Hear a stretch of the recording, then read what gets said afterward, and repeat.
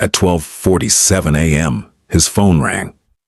Unknown number. He almost didn't answer, but he did, and on the other end, silence. Then a voice, small, shaking, a little girl. "Do you sell sugar?" 5 words. He didn't blink, because that sentence wasn't a question. It was a code he created himself, and gave to only one person, a woman who worked for him years ago, a woman he cared about like family. But it wasn't her voice on the line. It was her 8-year-old daughter's, and if a 5-year-old girl is using an emergency code at 1 in the morning, it's because someone taught her how to survive something no child should ever know.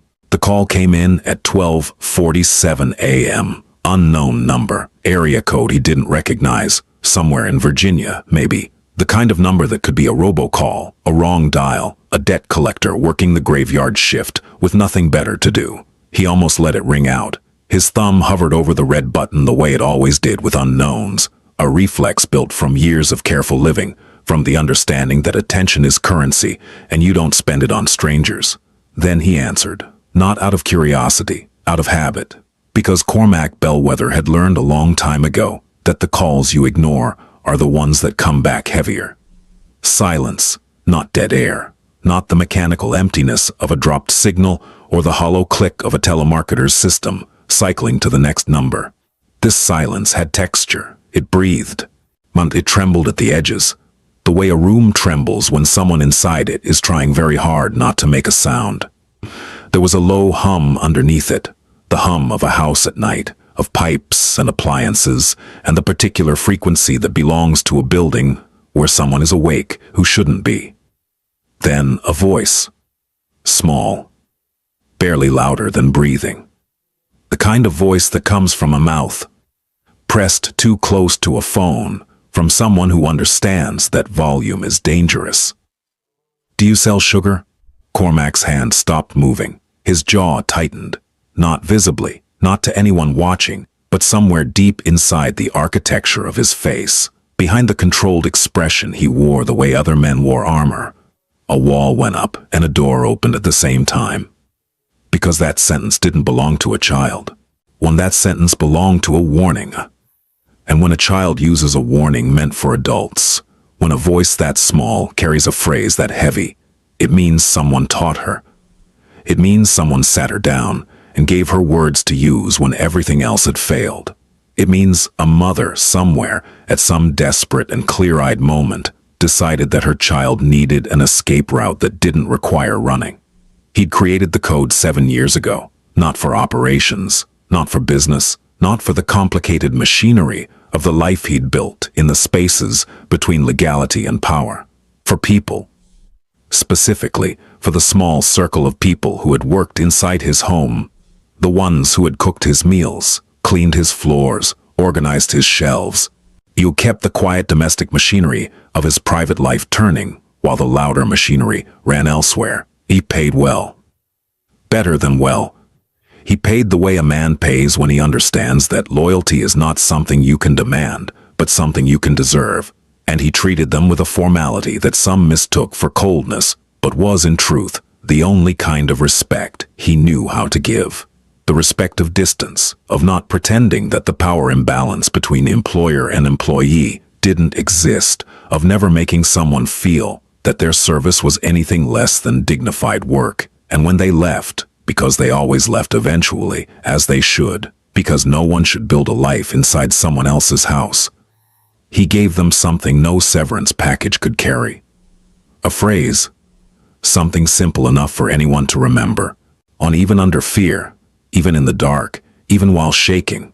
Something innocent enough to say in front of anyone, in front of a husband, a stranger, a child, without raising suspicion, and something specific enough that if those words ever reached his ear, through any phone, at any hour, from any number, he would know exactly what they meant.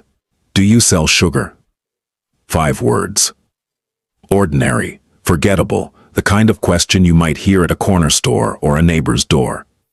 But in Cormac Bellwether's world, those 5 words meant, I am in danger, I cannot speak freely, I have no one else to call.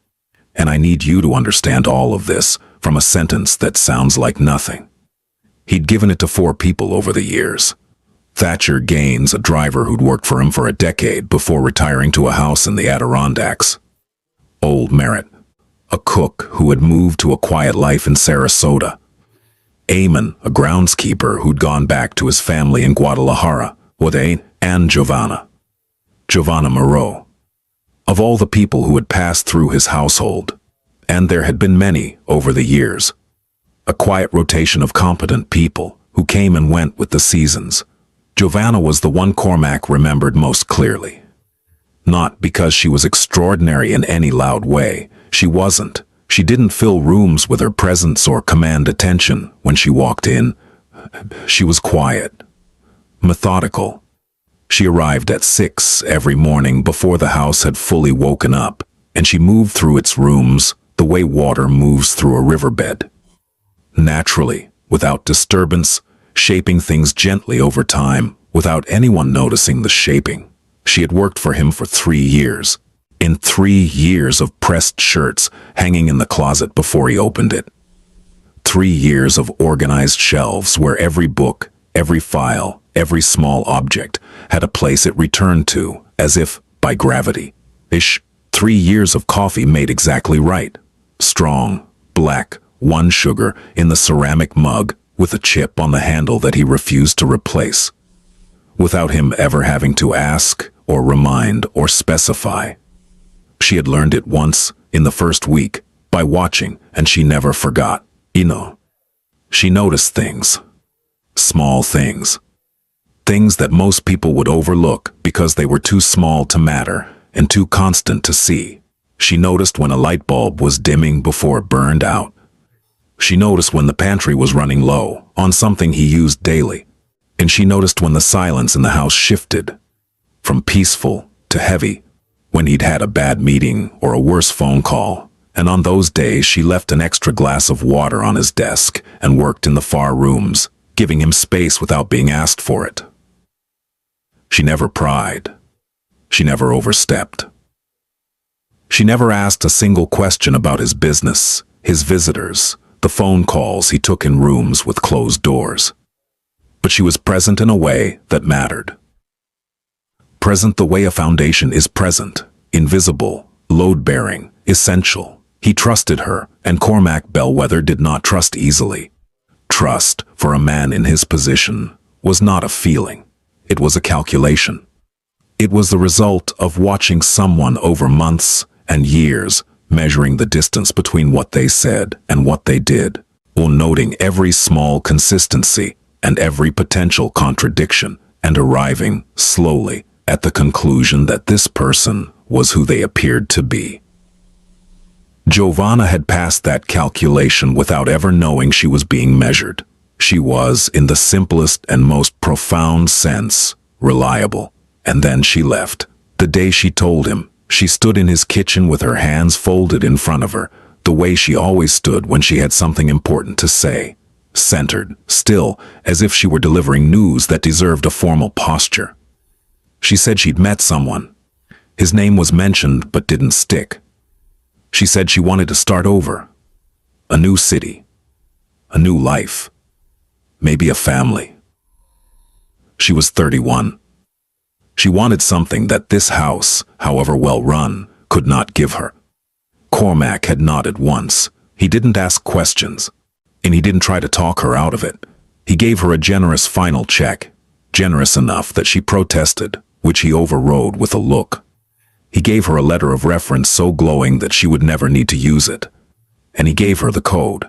He said it simply, the way he said most important things. Without decoration, without preamble, without the kind of emotional padding that makes important things feel less important. If you ever need me, for anything, for any reason, at any hour, you call this number, and you say 5 words. Do you sell sugar? That's all you need to say. I'll understand everything else. Giovanna had looked at him for a long moment. Her eyes had glistened, not with tears, not quite, but with something close to tears. The wetness that comes when you realize someone has just given you something you didn't know you needed. She held it. The way she held everything, she didn't let it spill. I won't need it. I hope you don't. That was 4 years ago. She'd sent a Christmas card the first year, a polite email the second. Nothing after that. The silence hadn't worried him. Silence from Giovanna meant she was fine. She wasn't the type to maintain contact for its own sake. She was the type to disappear into a new life and build it brick by brick, the way she'd organized his shelves, methodically, completely, without looking back. He'd respected that silence. He'd kept her number in a file. He'd run a quiet trace once, 18 months ago. Not because he was watching her, not because he was possessive, but because he kept tabs on everyone he'd given the code to. A precaution. The way you check the batteries in a smoke detector you hope never goes off. The trace had given him an address in Woodbridge, Virginia. A name she was living with. A man. He'd noted it, filed it, moved on. Until tonight, until a child's voice, not Giovanna's voice, a child's voice, had whispered 5 words into his ear at 12:47 in the morning. And the smoke detector was screaming. Cormac pressed the phone closer to his ear. His breathing slowed, not because he willed it to, but because his body had been trained over decades to respond to crisis with deceleration. While other men sped up, he slowed down. While other men raised their voices, he lowered his. It was the thing that made people afraid of him, though most of them couldn't articulate why. It wasn't what he did. It was the calm with which he did it. He could hear, beneath the girl's whisper, the architecture of fear. The house around her was not quiet in the way houses are quiet at night when everyone is sleeping. It was quiet in the way a house is quiet after something has happened. The bruised, ringing silence that follows a slammed door, a broken plate, a voice raised to its highest pitch, and then suddenly cut. It was the silence of aftermath, still vibrating with the thing that had caused it. How much sugar do you need? This was not a question about sugar. This was, how bad is it? Tell me the scale of what's happening. Give me something to measure. A pause. He could hear her swallow. The small, wet click of a child's throat working. A lot. And my mom is crying. Cormac closed his eyes, just for a second. When behind his lids, he saw Giovanna's face. The way she looked the day she left his house, standing in the kitchen with her hands folded, full of quiet hope about starting over, full of the particular optimism that belongs to people who believe that leaving is the same as arriving. And now this, now her daughter, hiding somewhere in that house, whispering into a phone at 1 a.m, using words she'd been taught to use when everything went wrong. Tell me how much sugar. He needed her to keep talking. He needed to assess, and he needed her to hear his voice, calm, steady, unbroken, because a child who is hiding in the dark needs to hear that somewhere on the other end of a phone line there is someone who is not afraid. A lot. And my mom is crying. The same words, exactly the same, word for word, inflection for inflection. As if she had memorized them the way you memorize a prayer, or a phone number, or the combination to a lock. As if she had been told, say these words, exactly these words. Don't add anything. Don't change anything. Just say them and wait. That repetition told him more than any detailed account could have. It told him that Giovanna had taught her daughter a script, that she had sat this child down at some point, maybe during a calm afternoon when the house was peaceful and the man they lived with was at work, or maybe in a whispered conversation late at night after something terrible, while the child was still shaking, and told her, if something happens, if it gets bad, if I can't get to a phone, you go to the bathroom, you lock the door, you call this number, you say these words, exactly these words, and you wait. And the girl had listened, and remembered, and practiced apparently, because the delivery was too smooth, too rehearsed, too perfectly controlled for a child who was hearing these words for the first time in a real emergency. This was a child who had been drilled. She had dialed this number at 12:47 in the morning. Not 911. Not a neighbor. Not a grandparent. His number. The number Giovanna had made her memorize, the one that belonged to a man the girl had probably never met. A man who existed in her mother's past like a character in a story. Someone who, her mother had promised, would answer, would understand, would come. That alone told him everything about what 911 had or hadn't done in the past. It told him that somewhere in the history of this household, someone had called for help before, and help had come too late. Or come and left, or come and not believed what it saw, or come and filled out a report that went into a file that went into a cabinet that gathered dust. It told him that Giovanna, after whatever experiences she'd had with the official channels, had decided that her best option, her emergency break glass option, the one she saved for the worst night, was a phone number and a code phrase and a man who sold nothing, not 911, him. A sound in the background. Distant but unmistakable. A door slamming. Oh, not closing. Slamming. The kind of slam that doesn't happen by accident, that isn't caused by wind or carelessness. The kind of slam that is a message, delivered in the language of architecture, that says, I own this space. These walls answer to me. Every surface in this house is an extension of my hands. I can make any of them violent whenever I choose. The girl's breathing changed. It got thinner, tighter, faster. The sound of lungs trying to become invisible. The sound of a body that has learned through repetition that being heard is dangerous. That breathing too loudly can attract the footsteps. That the safest thing a body can do is become as small and as silent as possible, to fold itself into a corner and reduce itself to almost nothing. It was the sound of a child who had practiced being invisible. Listen to me. What's your name?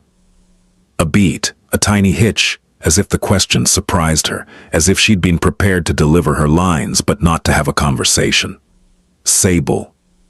The name settled in his ear. Sable, an unusual name. The kind of name a mother gives a child when she wants her to carry something beautiful, though something that means more than it says. A name that sounds like velvet and shadow and the soft, dark fur of something small and surviving. Sable, you're doing very well. I need you to listen. If he comes near you, if you hear him getting close to the door, I want you to say one word, just one. Say more. Can you do that? Yes. Her voice was steady, not brave. That was the wrong word for it. Brave implies a choice, a conscious decision to face fear. This wasn't bravery. This was training. This was a child executing a protocol.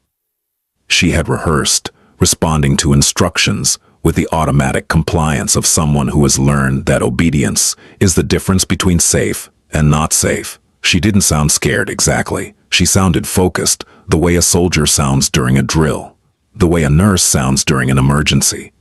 Controlled, efficient, hollow in the places where a child should be full. That flatness in her voice, the absence of panic where panic should be, was the thing that told Cormac the most. Because a child who panics during a crisis has not lived through many crises. A child who goes flat has. Silence again, but different now, charged. The kind of silence that happens between lightning and thunder, when you can feel the air itself, holding its weight, waiting for the thing that's coming. Footsteps. Heavy. Somewhere outside whatever room she was hiding in. They moved slowly, not searching exactly, but patrolling. Scanning. The steps of someone who didn't need to hurry, because he knew every corner of his territory. The steps of someone who was letting his presence be felt before he arrived. Because the anticipation of him was as much a weapon as his hands. The footsteps stopped. Cormac held his breath. On the other end of the line, he could hear Sable holding hers. A long, terrible beat of nothing. A silence so complete it seemed to have a texture, thick, pressurized, the kind of silence that makes your ears ring because your brain is straining so hard to hear something that it starts manufacturing sound. 3 seconds. 4. 5. Each one a small eternity. Then, barely audible, the whisper. More. Cormac was already reaching for his keys. The footsteps moved on. Cormac could hear them retreating, not leaving, not going to bed, just repositioning. Moving from the hallway to another room. The living room, maybe. He heard the creak of weight settling into furniture. Ooh, a television coming on. The sudden blast of noise that follows a remote being aimed at a screen. Then, the volume adjusting down to a low murmur. The man was sitting down. Settling in. Not sleeping, just occupying the house. Filling it with his presence the way a gas fills a container. Sable's breathing slowly returned to something closer to normal. The whisper came back. He's in the living room now. Good. Stay where you are. Don't unlock the door. I know. 2 words. But the way she said them, I know, carried the weight of a childhood spent, learning the rules of a game no child should have to play. She knew because she'd done this before. She knew because this wasn't the first night she'd hidden in a bathroom. She knew because her mother had taught her the protocol, and she'd had enough practice runs, real ones, not rehearsals, to have internalized every step. Lock the door, get low, be quiet, wait. She knew. Cormac was already in his car. He drove alone. No convoy, no security detail, no second car trailing behind with men who knew how to make problems disappear. That wasn't what this was. This wasn't business. This wasn't strategy. Oh, this was something older than power and simpler than influence. Something that lived in the part of him that hadn't been eaten away by the life he'd chosen. The part that still remembered what it sounded like when his mother ran the water after his father went to sleep. The roads were empty at this hour.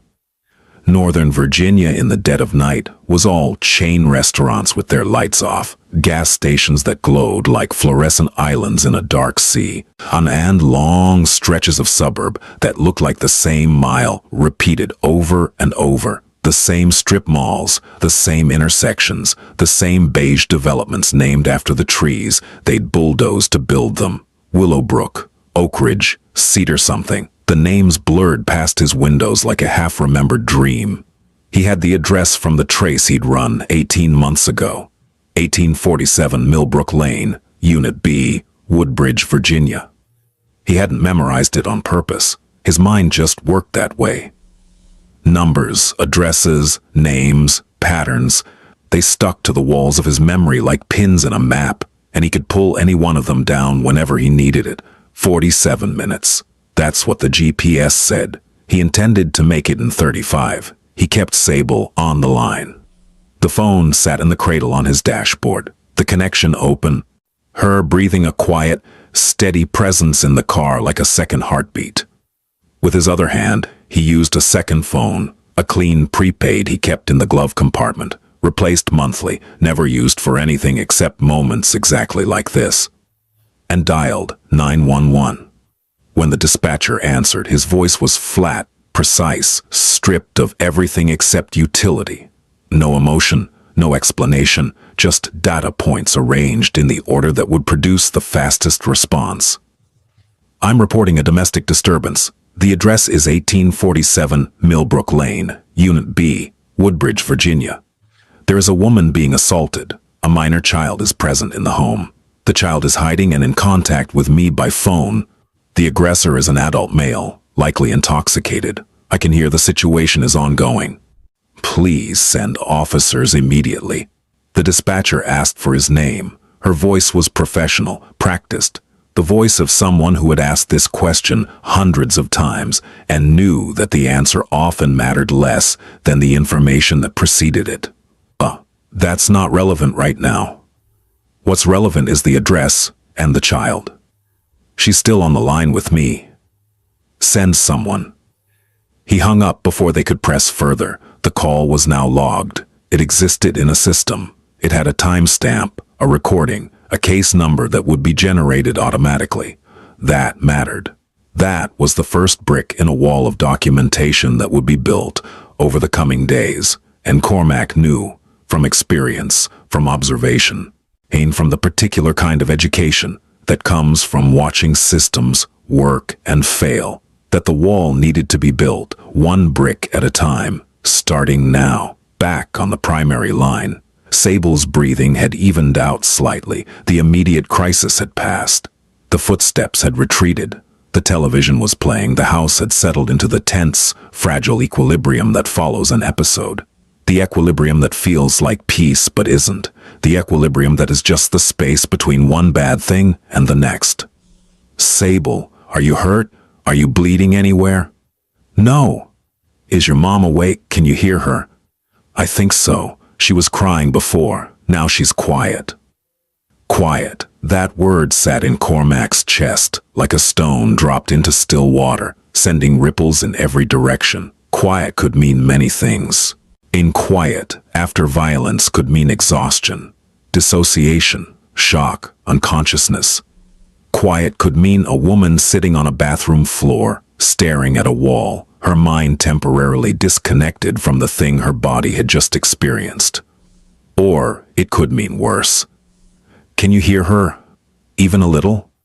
A pause. Sable was listening. He could almost see her, crouched on a bathroom floor, probably near the door, her ear tilted toward the gap between the door and the tile, straining to sort the sounds of the house into categories. Safe sounds and dangerous sounds. She's in the kitchen. I can hear the water running. She does that. She runs the water after. She runs the water after. 6 words, and each one landed like a blow. Cormac's hands tightened on the steering wheel, not from anger, not yet, from recognition. And he knew what running water meant. It meant standing at a sink with the faucet on full, pressing a wet cloth to a swelling face. It meant washing blood off your hands or your lip or the kitchen counter before your child could see it in the morning. It meant creating a wall of white noise between yourself and the world, a barrier of water, sound that muffled crying, that covered the specific acoustics of a woman trying to pull herself back together in a kitchen where the broken glass hadn't been swept up yet. He knew because Smother used to run the water too. Different house, different decade, different man doing the hitting. Same water, same sink, same sound, the sound of a woman erasing evidence, not for the police, not for the courts, but for her own child. And the sound of a mother trying to rebuild the illusion that everything was fine before her kid woke up and saw the truth written on her face.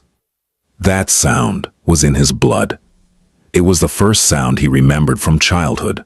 Not a lullaby, not a story, but water running at 2 a.m. and his mother's voice, muffled and rough, saying to herself, "You're okay, you're okay, you're okay."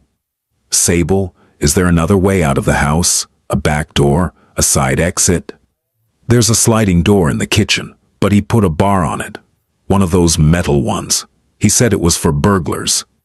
It wasn't for burglars. They both knew that. Even Sable, at her age, seemed to understand the lie embedded in that bar. The way certain kinds of security are pointed inward, not outward. The way a lock on a door can be protection or imprisonment, depending on which side you're standing on. Windows? My mom's bedroom window doesn't lock right. She told me that once. She said the latch is broken and you can push it open from outside. Told her that once, not casually, not as a complaint about cheap apartment maintenance. Told her the way you tell a child where the fire exits are. Told her because Giovanna was mapping the escape routes of her own home, the way a prisoner maps a yard, and she was sharing that map with the only person she trusted completely. Her 8-year-old daughter. Every new detail was a chapter in a story Cormac was reconstructing in real time. A man who bars the back door and calls it security. A woman who checks which windows don't lock and tells her child. Ada, a child who has memorized a phone number and a code phrase and a set of instructions that amount to, when it gets bad enough, run this protocol and someone will come. This was not a household having a bad night. This was not a couple who argued and got carried away and would apologize to each other over coffee in the morning. This was a household that had been having bad nights for a long time, weeks, months, maybe years. And tonight was the night the infrastructure of survival finally had to activate. Sable.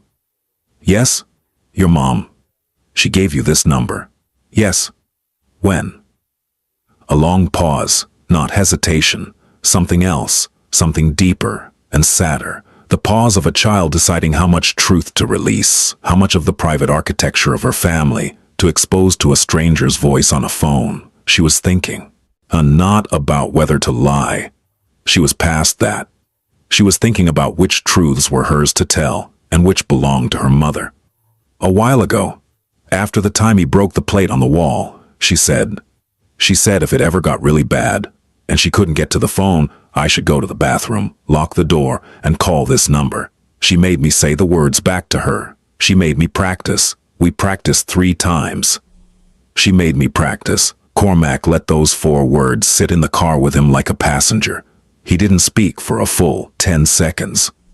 The highway unreeled in front of him, empty and indifferent, its lane markers ticking past like a metronome counting down to something. And he thought about Giovanna Moreau sitting in some quiet, stolen moment with her daughter, rehearsing a lifeline, not a speech about safety, not a vague instruction to call for help. A drill, a specific, rehearsed, repeatable drill, the kind that works under stress because it doesn't require thinking, just remembering.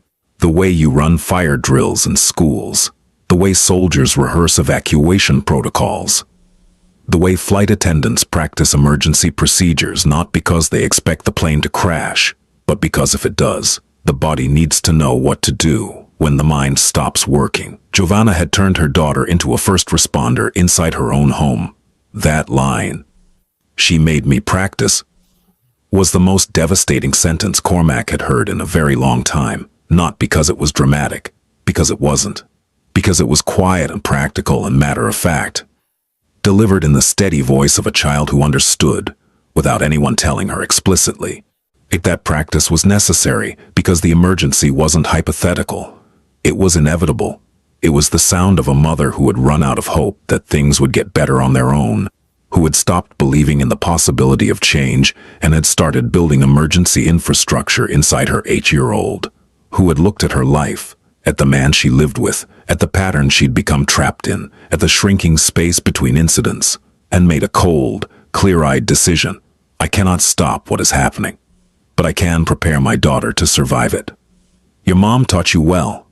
He said it evenly, controlled, the way he said everything, but his knuckles were white on the steering wheel, and his jaw was set in a way that would have made any of his associates take a step backward. And he thought about Giovanna, the woman who used to arrange his bookshelves by color because she said it helped her think. The woman who left a glass of water on his desk every morning without being asked, who noticed when a light bulb was dimming, who moved through his house with the quiet competence of someone who understood that care is not about grand gestures, but about showing up consistently and doing the small things right.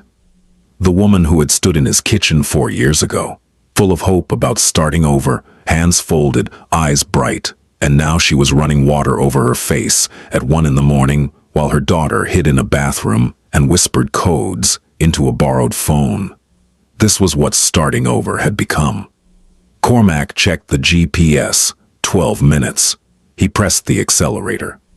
1847 Millbrook Lane was a ground-floor unit in a beige apartment complex that looked like every other beige apartment complex in the suburban sprawl of Northern Virginia. 2 stories.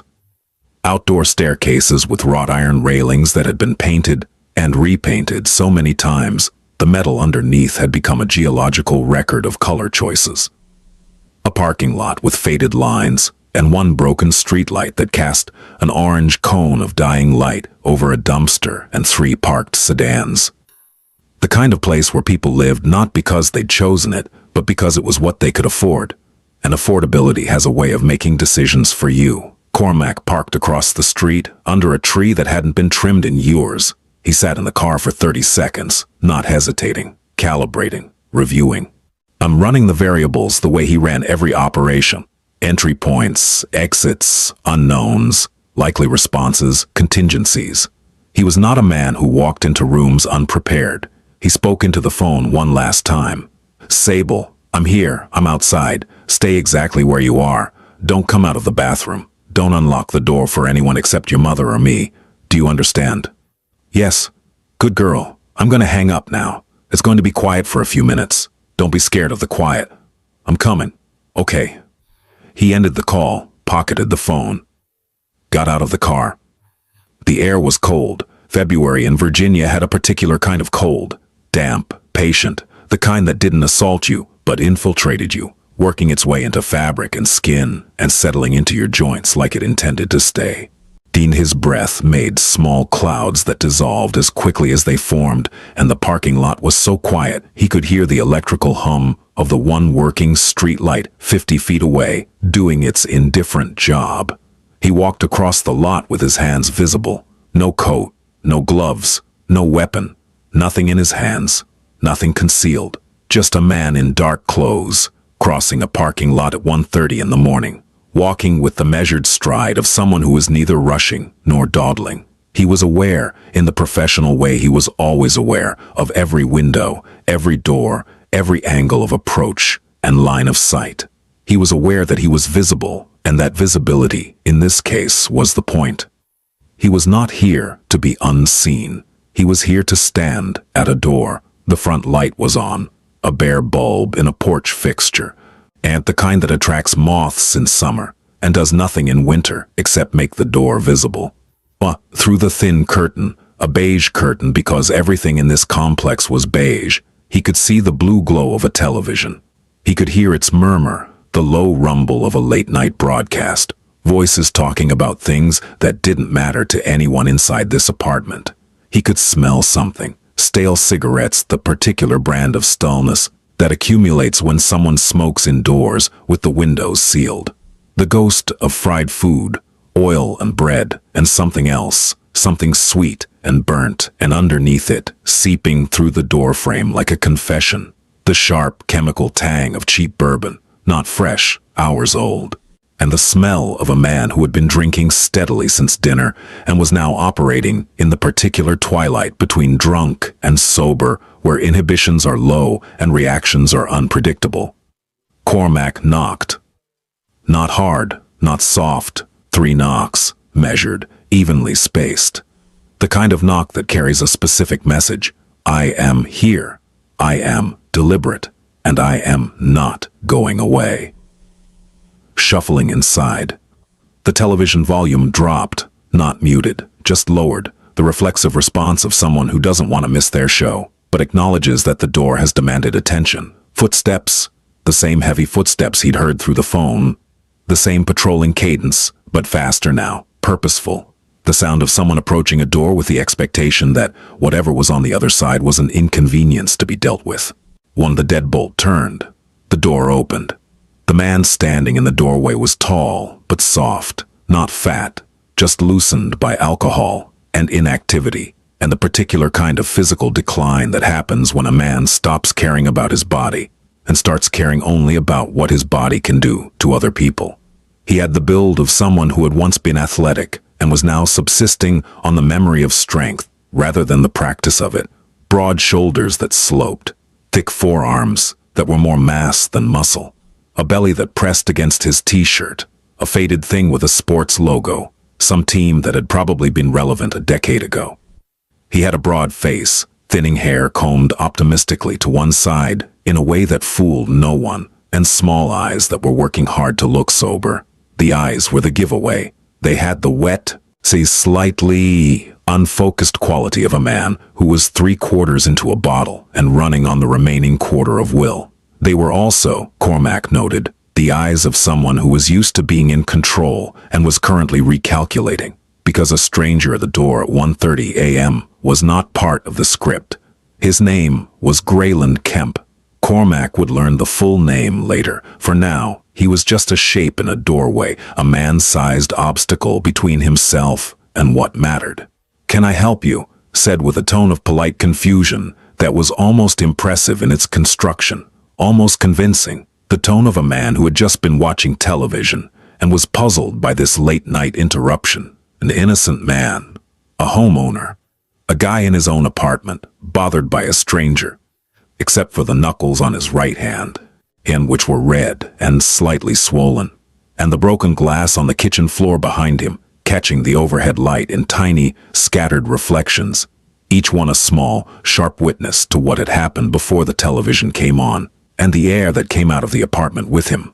That particular mix of bourbon and stale cigarettes and something else, something that didn't have a chemical name but that Cormac recognized instantly. The smell of a house where someone has been afraid.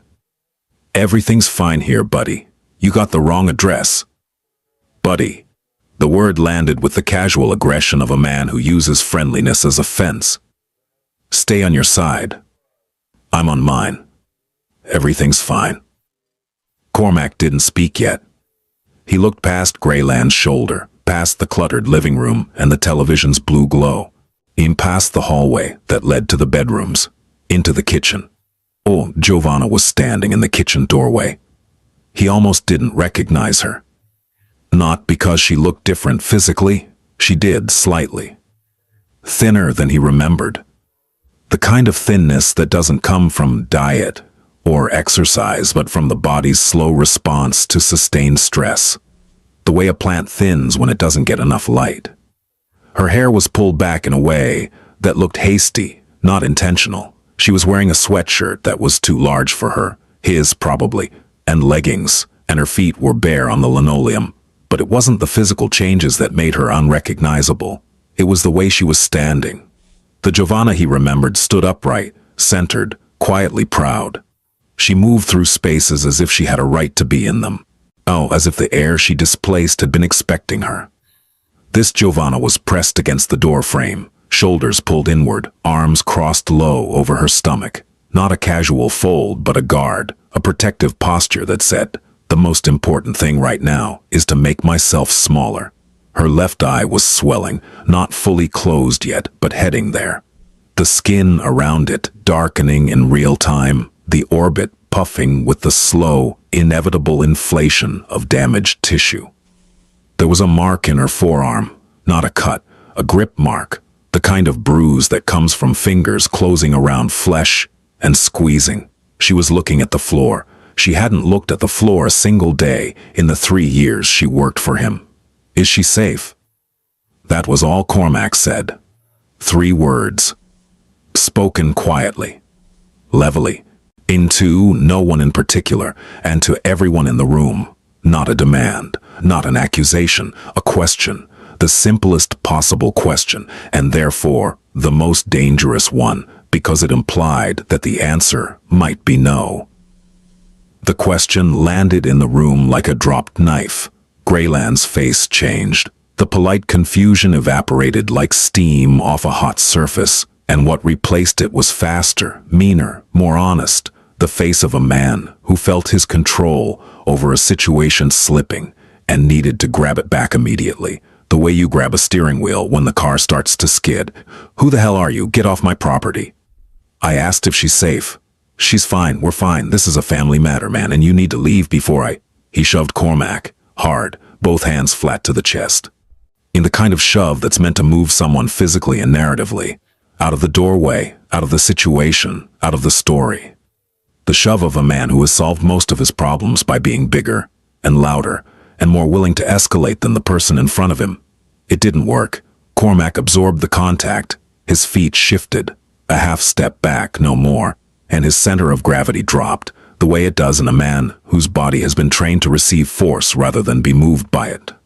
The shove hit him the way a wave hits a seawall, with impact, but without result. And then, in a motion that took less than 2 seconds, he did 2 things.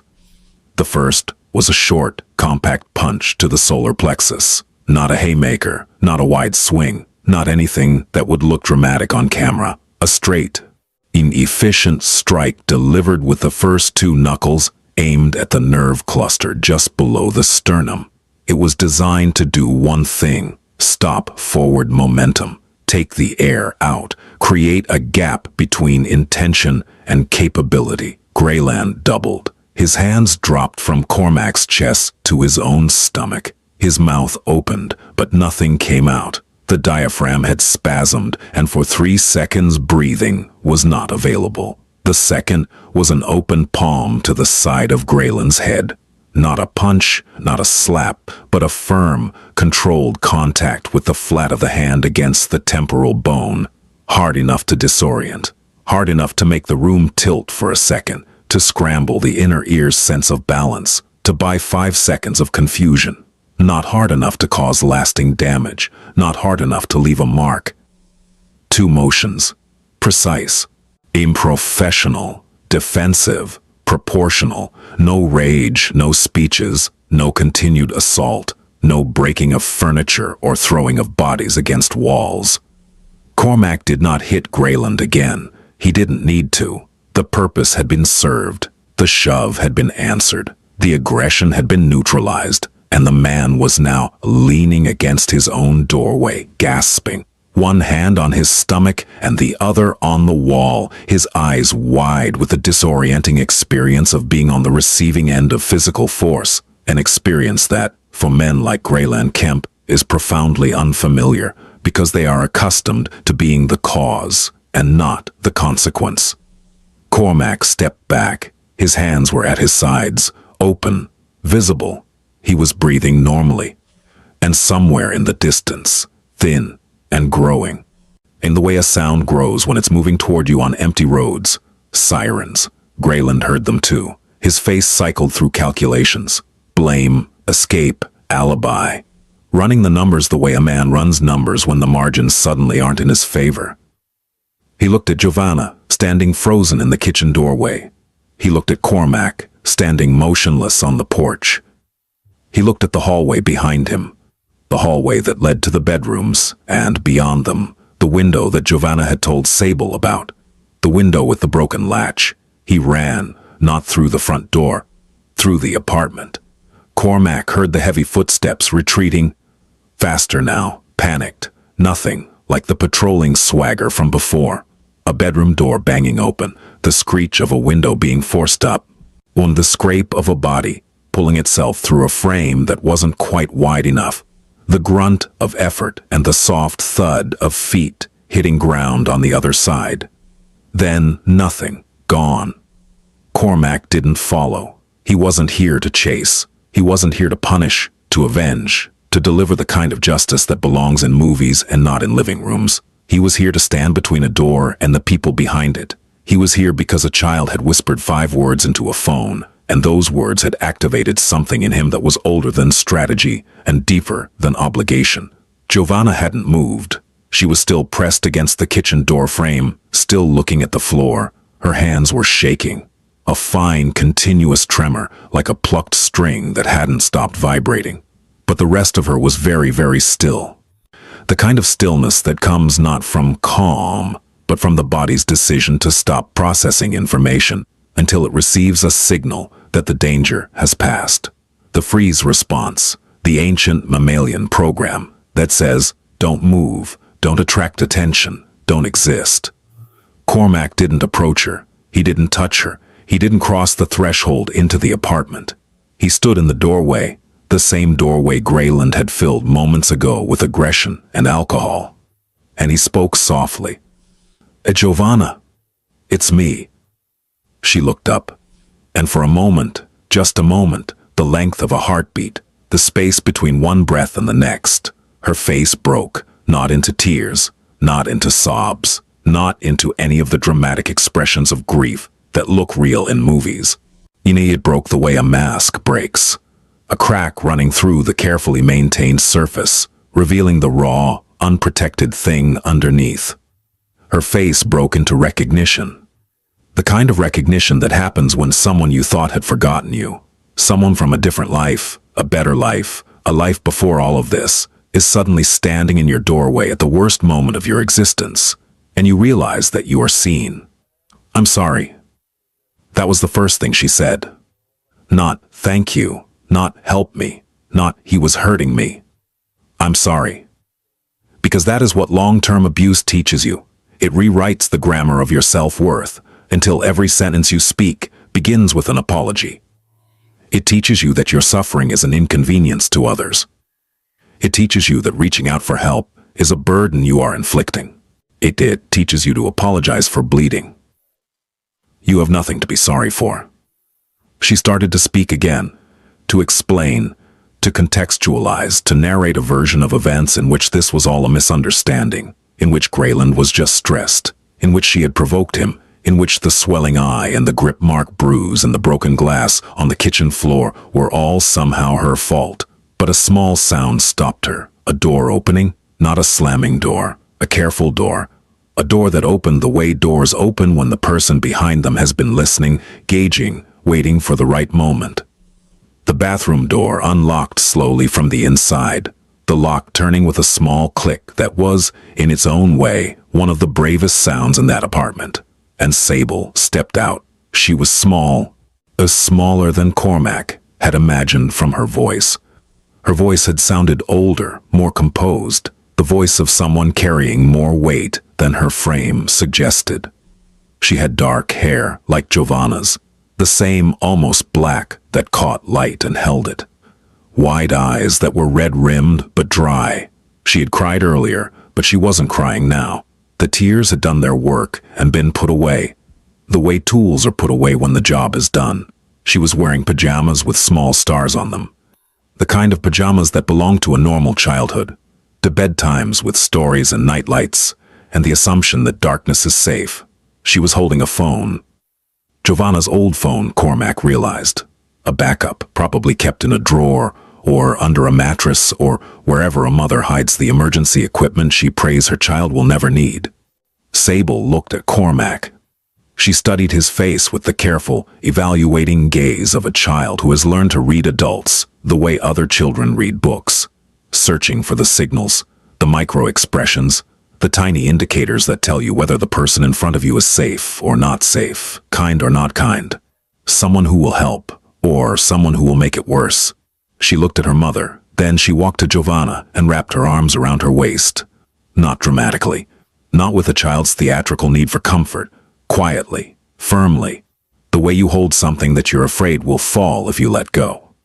And Giovanna crumbled, not dramatically, not with sobs or wails, but in the way a wall crumbles when you remove the last support. She sank to her knees and held her daughter. And the only sound was the kind of crying that doesn't make noise. The kind that lives in the shoulders and the chest, and the way the breath comes in small, shaking gulps. The kind that has been silent for so long, it doesn't remember how to be loud.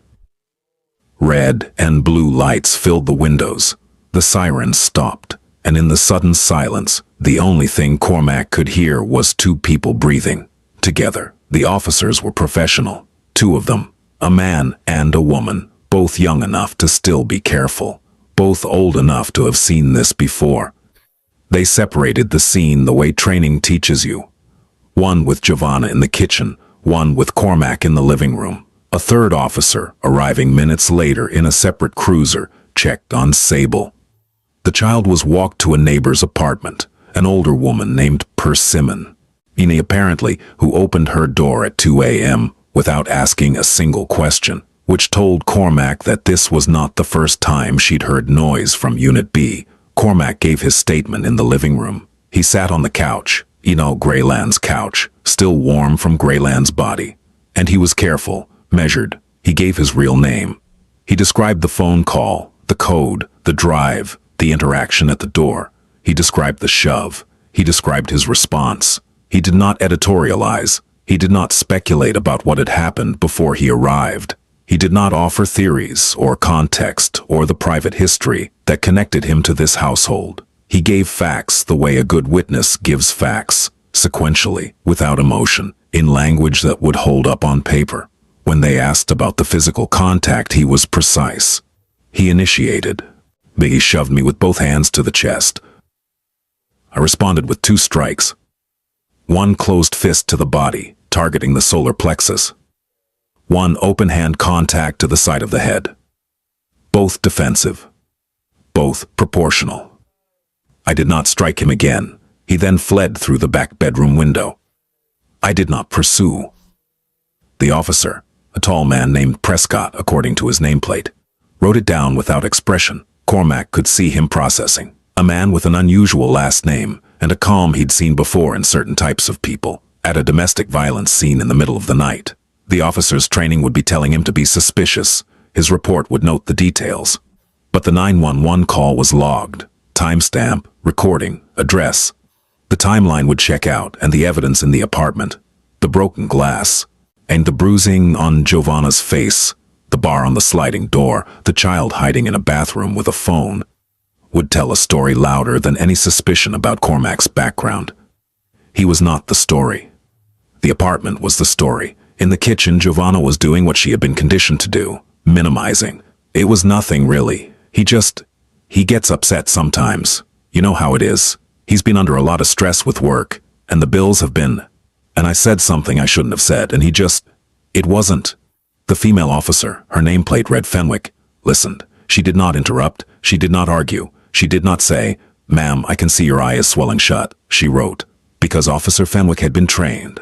And her training had taught her that interrupting a domestic violence victim's minimization is counterproductive. You let them speak. You write down what they say, and then you document what you see, which will almost always contradict what they've said. Giovanna's voice was the voice of a woman who had told this story to herself so many times that she almost believed it.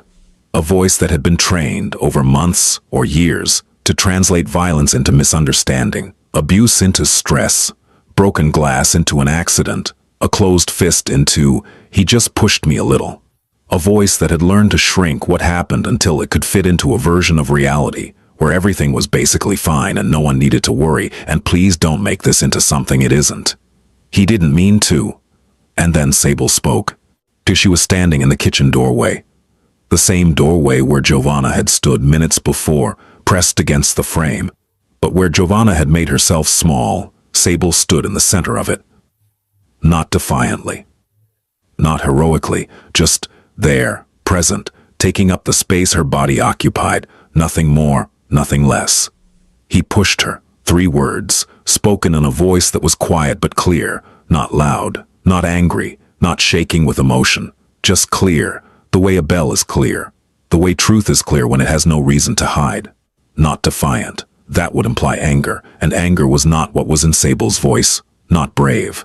That would imply she was overcoming fear, and what she was doing was simpler and sadder than overcoming fear. She was stating a fact she had witnessed many times.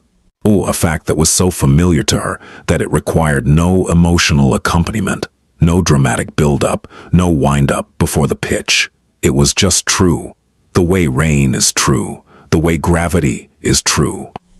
He pushed her. Giovanna's face went white. The blood drained so fast it was almost visible. A physical withdrawal, the body's response to the sudden exposure of something that was supposed to stay hidden. Sable. He pushed her into the wall. Then he grabbed the plate and threw it. He does it a lot. The kitchen went very quiet. The specific kind of quiet that happens when something has been said that cannot be unsaid. The officer's pen stopped moving. Giovanna's mouth opened, then closed. And in the space between that opening and closing, in the tiny infinite gap between wanting to speak and having nothing left to say, something shifted.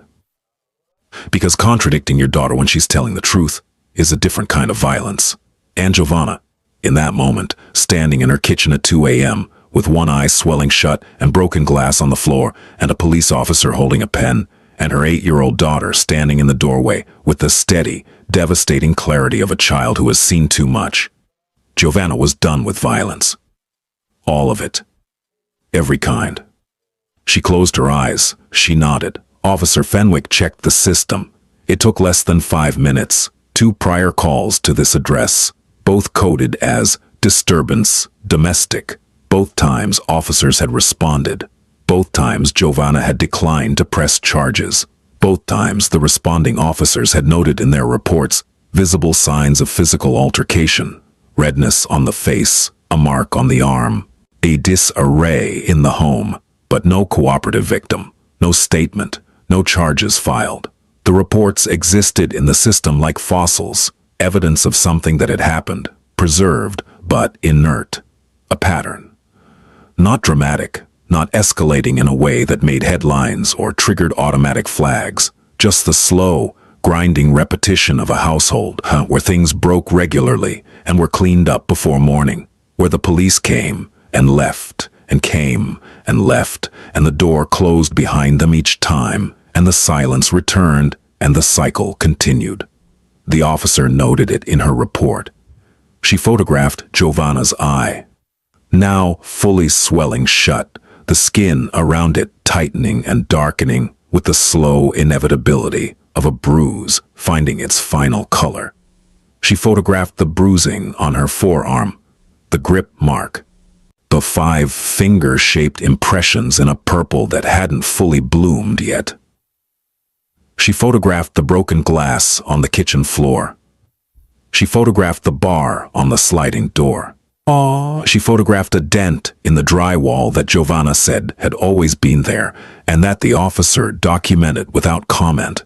Every photograph was a sentence in a legal argument that was beginning to build itself. Every image was a brick in a wall of evidence that would, over the coming days, become something that Greyland Kemp could not explain away, talk away, or charm away.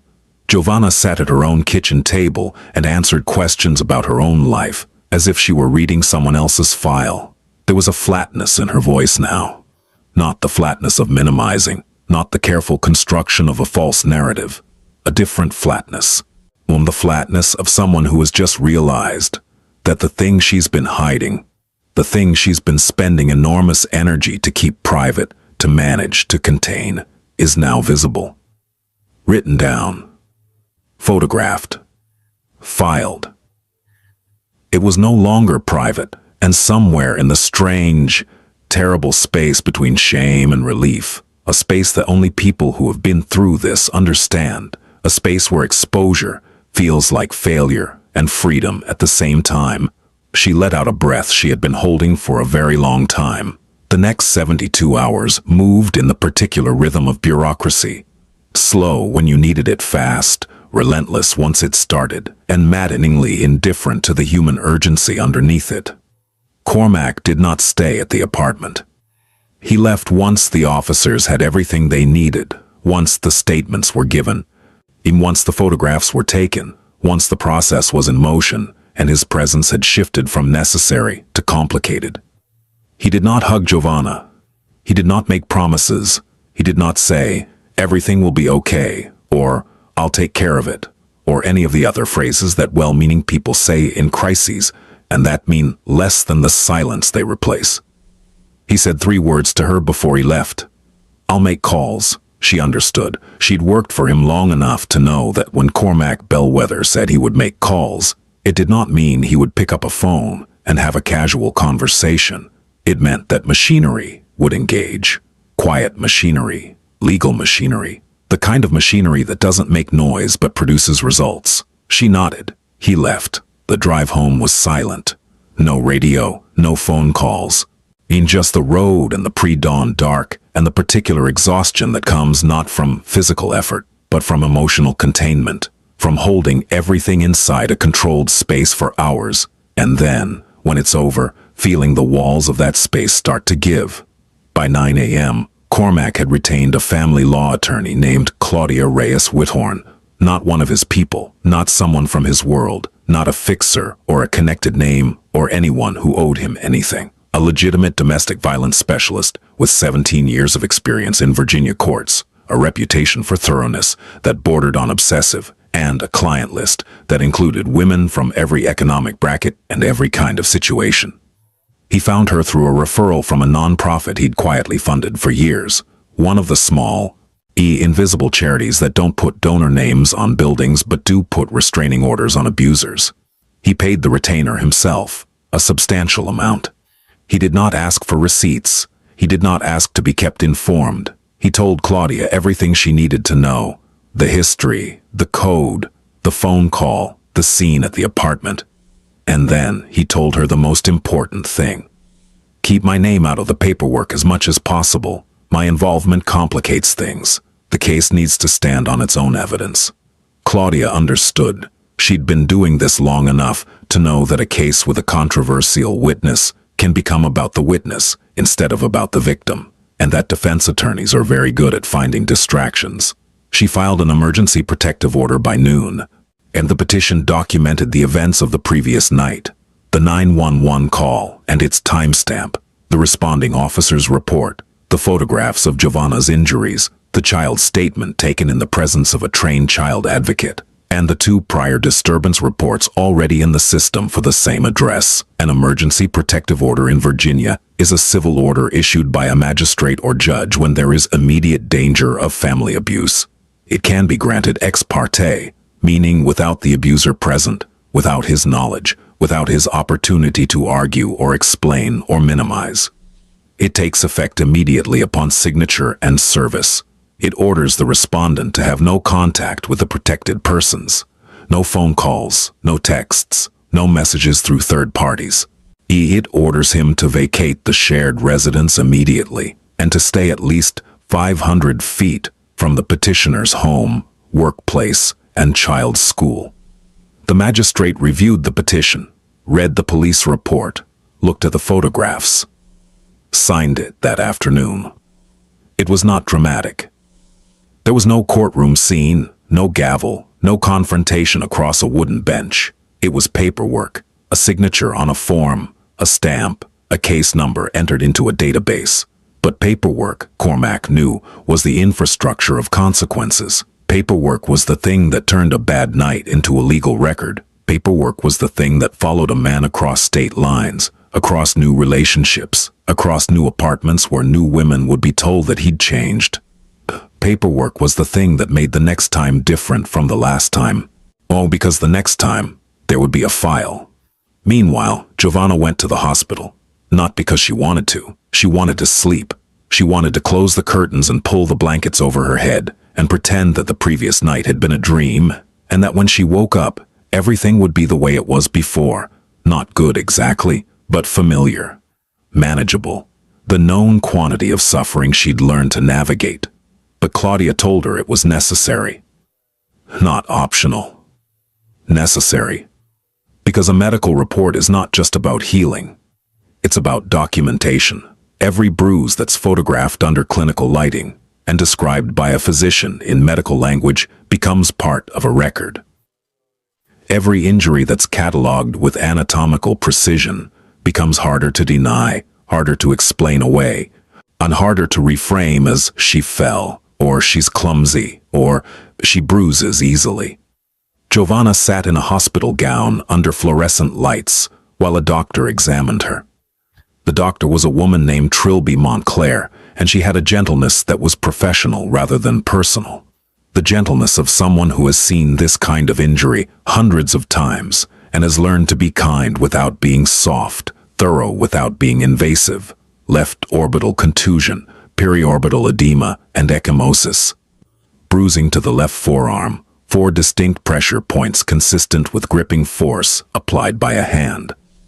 Mild contusion to the right shoulder, posterior aspect, consistent with impact against a flat surface. Consistent with being pushed into a wall. Dr. Montclair wrote it all down. And she took photographs with a clinical camera, a different camera from the officer's camera, producing different photographs that would serve a different purpose in a different part of the legal system.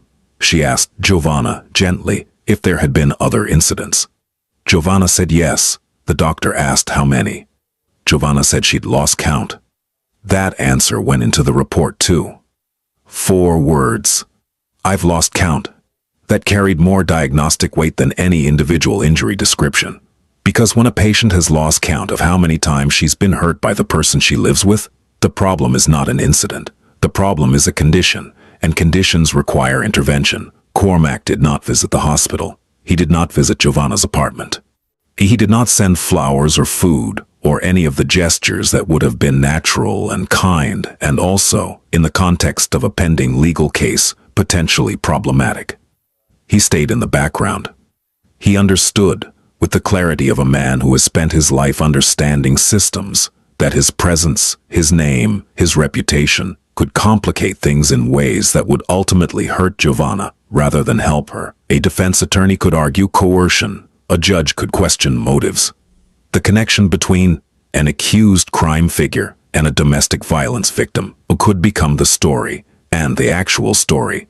A woman beaten in her own kitchen, a child hiding in a bathroom, a man with a pattern, would get buried under the more interesting narrative. So he made phone calls. He ensured Claudia had everything she needed. He confirmed, through careful and indirect channels, that the protective order had been properly served, that it hadn't been filed and forgotten, hadn't been processed and lost, hadn't fallen into the particular bureaucratic void where urgent paperwork sometimes goes when the system is overloaded and understaffed. And he did one more thing. He asked Claudia to run a full background check on Grayland Kemp. The results came back the next day. 2 prior complaints in Maryland, filed by a different woman. Different address, different name, same pattern. 1 charge of assault in the 4th degree, the lowest level assault charge in Maryland. The one that covers pushing, shoving, non-lethal physical contact that doesn't result in hospitalization. Dismissed when the complainant withdrew her statement. 1 violation of a peace order, Maryland's equivalent of a protective order, resulting in a fine, a $200 fine. No jail time, no probation, no mandatory counseling. $200 and a stern look from a judge. And then Grayland Kemp had moved to Virginia and started over. The same words Giovanna had used 4 years ago. Cormac read the report in his office. He set it down on his desk. He looked out the window for a long time. The skyline didn't care. The city didn't care. The system that had let Grayland Kemp walk away from a pattern of abuse with a $200 fine didn't care. Grayland Kemp was not a monster. He was something worse. He was a pattern. A pattern that moved from state to state, from woman to woman, leaving the same damage in different zip codes. Protected by the simple, bureaucratic fact that states don't talk to each other as well as they should, that records don't automatically follow people across borders, that the gaps in the system are wide enough for a man with clean clothes and a cooperative demeanor to slip through again and again, until now. Because this time, there was a child's testimony, clear, consistent, devastating in its calm. This time there was a 911 record from a third party, time-stamped and recorded. This time there were prior complaints from another state, documented and discoverable. This time there was a medical report with photographs and clinical language. And this time, Claudia Reyes Withorn was going to make sure that every piece of paper went where it needed to go, and that none of it got lost. Giovanna's quiet breakdown happened that evening. Not at the hospital. Not in front of police. Not in the presence of any professional whose job it was to help her. In her kitchen, alone. After Sable had fallen asleep in her own bed, which was itself a small miracle. Because for the past several months, Sable had been sleeping with one ear pressed to the wall, listening. Giovanna sat at the kitchen table, the same table where she'd eaten meals across from Grayland, the same table where he'd told her she was overreacting, where he'd said she was too sensitive, too dramatic, too emotional, where he'd sat after every incident with his hands wrapped around a coffee mug and his voice wrapped in a reasonableness so thick and so convincing that she'd genuinely wondered if he was right, if she was the problem. If the swelling on her face, and the bruise on her arm, and the crack in the drywall were all somehow products of her imagination, her sensitivity, her inability to handle the normal stresses of a relationship. He had been so good at that. So practiced. The apologies that came with flowers. The tenderness that lasted exactly long enough for the bruises to fade. The 3-week stretches of normalcy, of kindness, even, that made her think, maybe this time, maybe he really has changed. Maybe the last time was the last time. She hadn't imagined it. The hospital report said she hadn't imagined it. The police photographs said she hadn't imagined it. The 2 prior disturbance calls said she hadn't imagined it. The background check from Maryland, with its dismissed charge and its $200 fine and its different woman in a different city, said she hadn't imagined it. Her daughter's calm, rehearsed voice saying, "Do you sell sugar?" at 12:47 in the morning said she hadn't imagined it. Giovanna put her head on the kitchen table and cried, not the way she'd cried during the attacks, silently, inwardly, with the water running to cover the sound. Not the controlled, muffled crying of a woman who has learned that her pain must be quiet because loud pain triggers more pain. This time she cried the way you cry when you stop pretending. Full. Shaking. Ugly. Loud. Her shoulders heaved.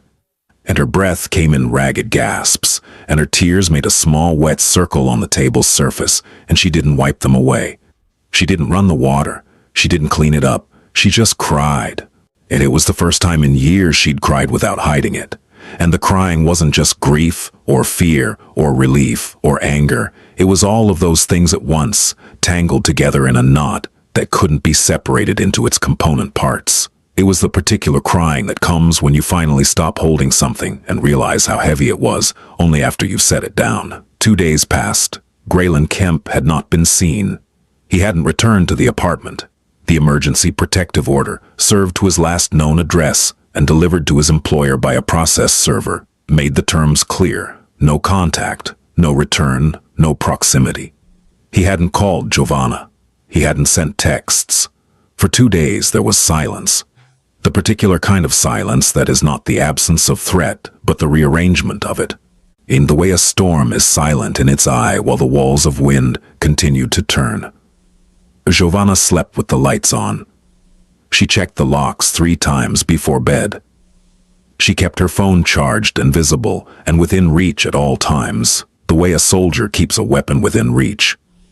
Even in camp, even when the fighting is theoretically over, she checked on Sable every hour through the night, not because she thought Grayland was coming, because her body didn't know he wasn't. Then, on the 3rd day, at 6:15 in the evening, a neighbor 2 doors down, an elderly man named Aldous, who had been watching the parking lot from his window the way elderly men in apartment complexes do, called 911 to report a man banging on the door of Unit B at 1847 Millbrook Lane. By the time police arrived, 8 minutes later, came because someone had flagged the address in the system, and the response time for flagged addresses is faster. Grayland was inside. He had not broken down the door. He hadn't kicked it in, or forced a window, or crawled through the broken latch in the bedroom. Giovanna had opened it. She had heard his voice, the soft voice, the reasonable voice, the baby just let me explain voice, and she had opened the door. Because that is what conditioning does. That is the thing that people who have never been in abusive relationships don't understand. The thing that makes them say, why didn't she just leave? Or, why did she let him in? Conditioning doesn't respond to logic. It responds to pattern. And the pattern, the years long, a deeply grooved pattern in Giovanna's nervous system, said that the consequences of not opening the door were worse than the consequences of opening it. That a closed door meant escalation. That a locked door meant rage.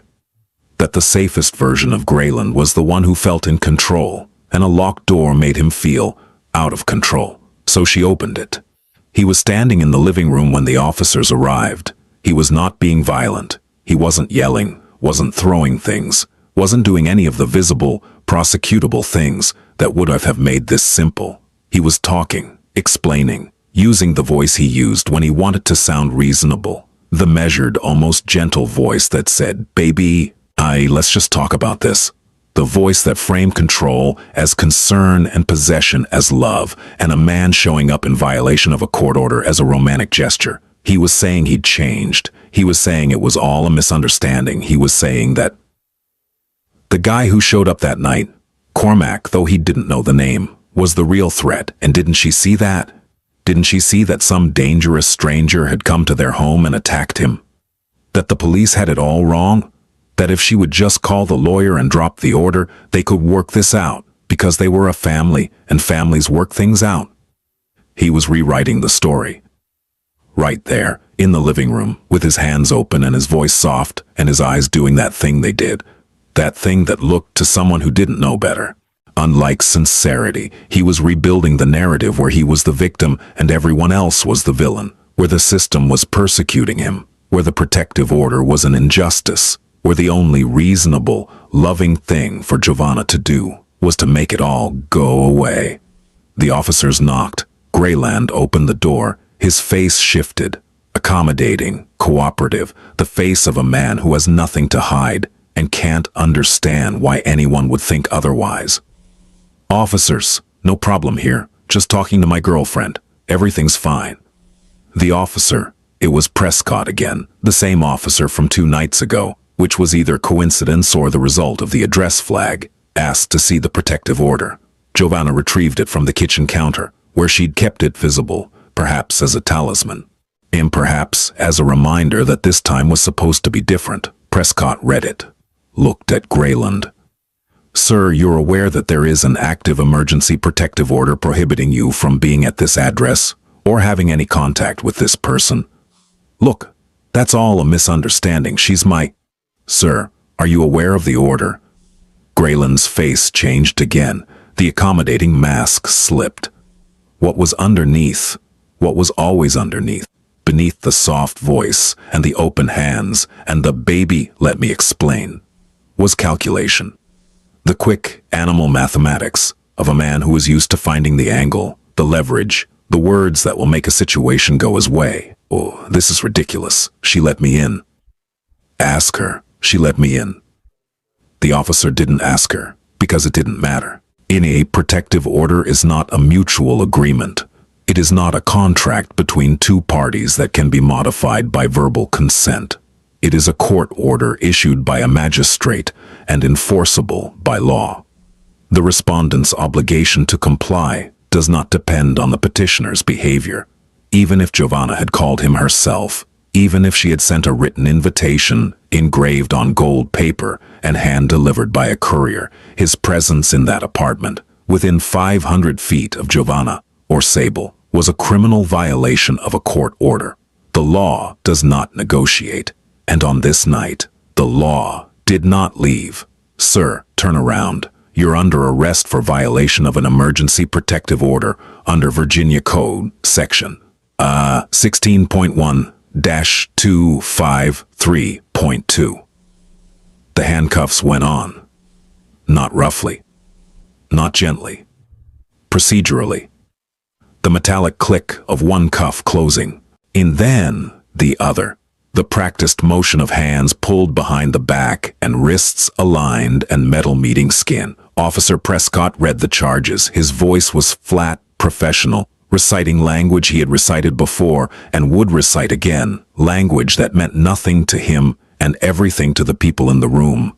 Grayland's face went through one final transformation, from disbelief to fury to something that looked for just a second like fear. Real fear.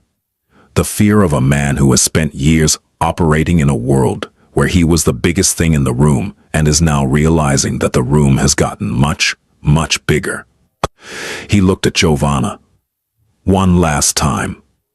The look was meant to do what his looks had always done, to hold her, to bind her, to communicate without words, the message that had been the foundation of their relationship. You belong to me. This is your fault. You will pay for this. This is your fault. You know that, right? You did this. Giovanna was standing by the kitchen counter. Her hands were shaking. The tremor was visible. She wasn't hiding it. She wasn't clenching her fists to stop it, or pressing her palms against her thighs, or doing any of the small, practiced things she'd done for years to hide the evidence of her own fear. But she was looking at him, not at the floor, at him. She didn't respond. She didn't need to. She didn't owe him words. She had given him years of words, explanations, apologies, accommodations. The endless verbal currency of a woman trying to keep peace in a house where peace was controlled by one person and rationed like a scarce resource. Just no more words. Her eyes said it, not dramatically, not with a cinematic stare or a slow-motion blink, or any of the things that happen in stories to signal a transformation. Her eyes just said, I see you, I see what you are, and I am not looking away. The officers walked Grayland out. The door closed. The apartment was quiet. And that quiet, the quiet of an empty room after the person who filled it with fear has been removed, was the loudest thing Giovanna had ever heard. Louder than the slammed doors. Louder than the raised voice. Louder than the sound of a plate hitting drywall. Because this quiet was not the quiet of someone waiting. This quiet was the quiet of something being over. And she stood in her kitchen for a long time. The lights were on. The door was locked. The sliding door had its bar. But for the first time, the bar didn't feel like a cage. It felt like a wall. And she was on the right side of it. The weeks that followed were not cinematic. There was no montage, no swelling music, No scene where Giovanna looked in the mirror and saw a new woman reflected back at her. Recovery doesn't work like that. Recovery works like physical therapy after a badly broken bone. Slow, painful, full of setbacks, full of days where it feels like nothing is changing, and days where a small, ordinary motion that used to hurt suddenly doesn't. And that absence of pain is so surprising that it makes you cry. Claudia filed for a permanent protective order. The hearing was set for 3 weeks out. In the meantime, Grayland Kemp sat in the Prince William County Adult Detention Center, unable to post bail. Not because bail was prohibitively high, but because the Virginia magistrate, reviewing his history of prior complaints in Maryland, the pattern of escalation, the violation of the emergency order within 72 hours of its issuance, and the fact that he had fled through a window on the night of the original incident, deemed him a flight risk and a continuing threat. The prior record from Maryland, the dismissed charge, the peace order violation, the $200 fine, became the foundation of a stronger case. In domestic violence law, pattern matters enormously. One incident can be explained away by a skilled defense attorney. 2 incidents in the same state can be minimized, contextualized, packaged as a volatile relationship. But when a background check reveals the same behavior in a different state, with a different woman, in a different year, the narrative shifts. It shifts from, "It was a bad night," to, "This is who he is." It shifts from an incident to a pattern of conduct. And patterns of conduct are prosecuted differently than incidents. The Commonwealth's attorney added charges, assault and battery, from the night of the original incident. Combined with the protective order violation, Grayland Kemp was facing a felony. Not because of Cormac Bellwether's influence, not because of phone calls made from offices with leather chairs, not because someone pulled a string or applied pressure or called in a favor, because the system, when it has enough documentation, enough police reports, enough medical records, enough photographs, enough witness statements, enough prior history, does what it is designed to do, slowly, imperfectly, with frustrating delays and maddening bureaucracy. But it does it. The system worked, not because it was perfect, because people, Officer Fenwick with her pen, Officer Prescott with his report, Dr. Montclair with her camera, Claudia with her filings, old Aldous with his 911 call from the window, fed it what it needed. Giovanna accepted shelter support. Not a shelter itself. She stayed in her apartment, which was now legally hers under the protective order, but the services that came with it. A caseworker named Thessaly, who checked in every 3 days. A safety plan that included a code for the neighbor, persimmon, and a packed bag in the closet. Referrals for financial assistance, job training, legal aid. And she started therapy. Not eagerly, reluctantly. The way you start anything that requires looking at something you've spent years building walls around. The therapist, a woman named Dr. Reverie Baptiste, which sounded like a made-up name but wasn't, had an office with soft lighting and too many plants and a quality of silence that was, in itself, therapeutic. The silence in Dr. Baptiste's office was not the silence of a house where someone was angry. It was the silence of a room where nothing needed to be hidden. The first session, Giovanna spent 20 minutes apologizing. For being late, she wasn't. For taking up the therapist's time, that was the therapist's job. For not being worse off than she was. There are women who have it much harder than me. For crying, she didn't, but she apologized preemptively, just in case. Doctor. Baptiste listened to all of it. Then she said, "The apologizing, that's the first thing we'll work on." Sable started counseling too.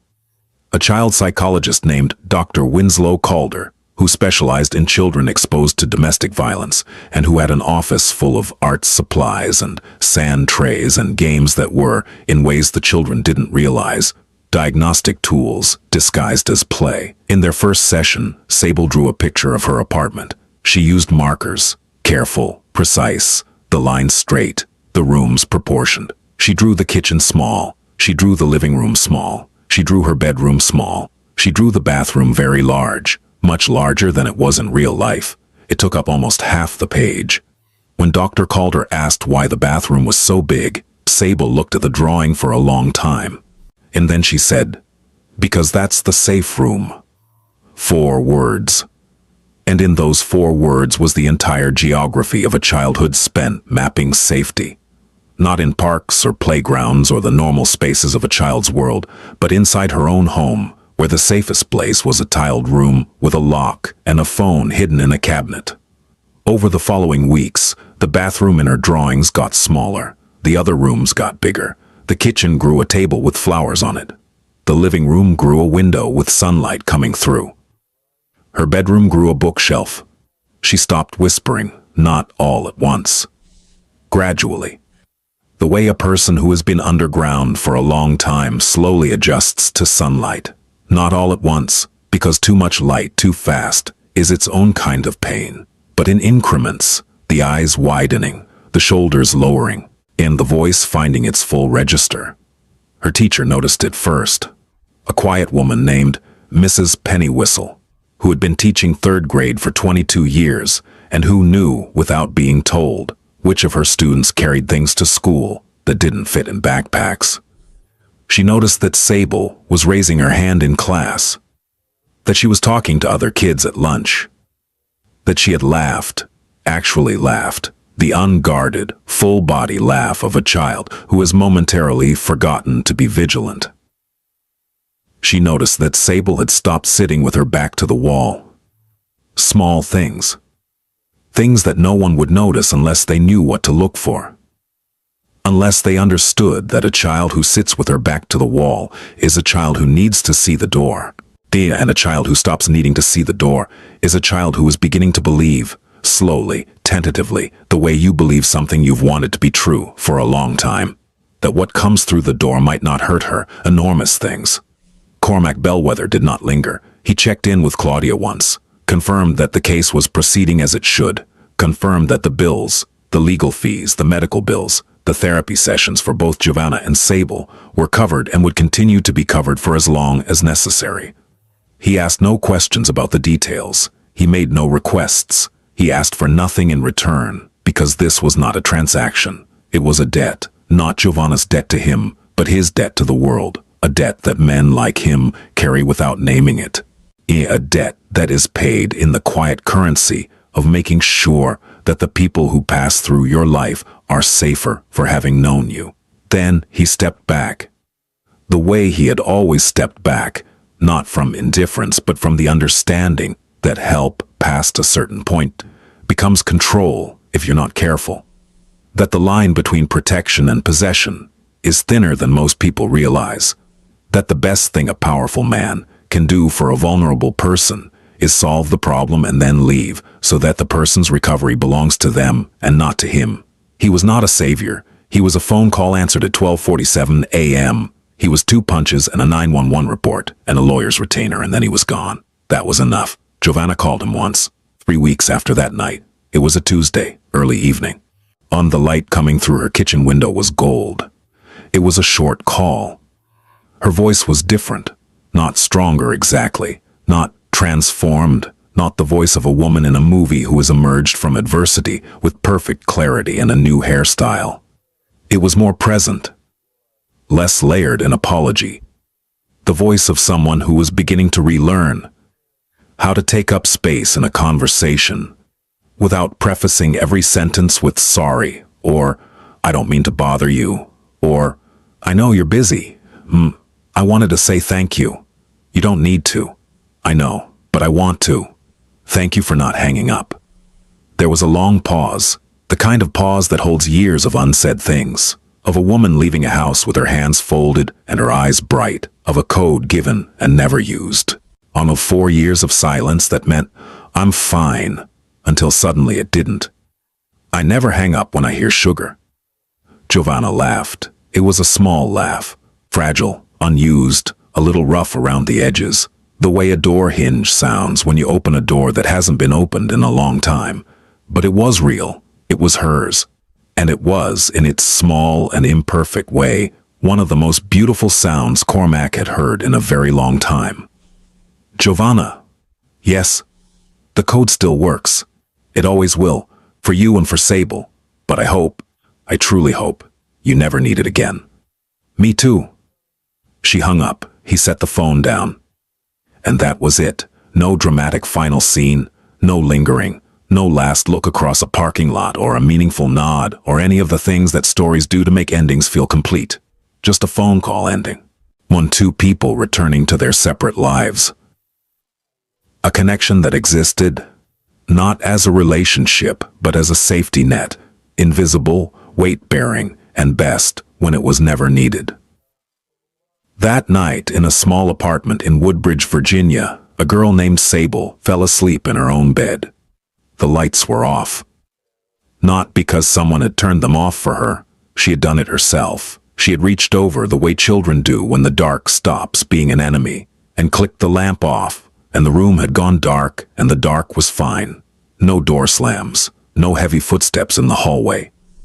No television turned up too loud to fill a silence that shouldn't need filling. No running water, no code needed. No whispered words into a phone pressed against a face pressed against a bathroom floor. Just silence. The safe kind. And the kind that doesn't tremble at the edges. The kind that doesn't listen for footsteps. The kind that holds no fear. The kind of silence that sounds, if you listen closely, like a child breathing. Just breathing, in and out. Slow and easy.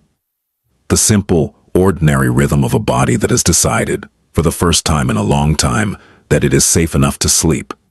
And outside the window, the Virginia night was cold and dark and ordinary, and the street light that had been broken was still broken, and the parking lot was empty, and the world was doing what the world does, turning, indifferent, continuing. But inside that apartment, in that room, in that bed, underneath a blanket covered in small stars, a girl named Sable slept, and in her sleep. And she did not dream of bathrooms or codes or whispered words or the sound of a door slamming hard enough to make the walls remember. She dreamed of something else, something ordinary, something safe,